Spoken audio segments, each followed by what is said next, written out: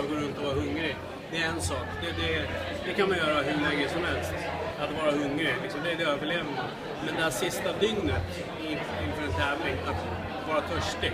Törstig är en helt annan sak. Att dricka, man har att dricka 5 liter vatten varje dag hela året.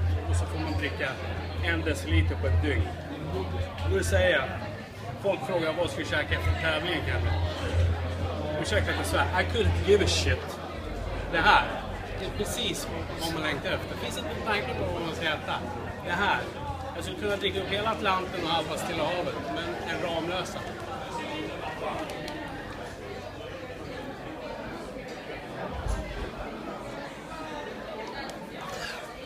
It's nothing like it. Alltså det är helt sant. Det finns ingenting. Bara för att förstå att det är inte pizza man i Ramlösa. Så är en nöjd människa. Så imorgon börjar jag på diet igen. Tack alla.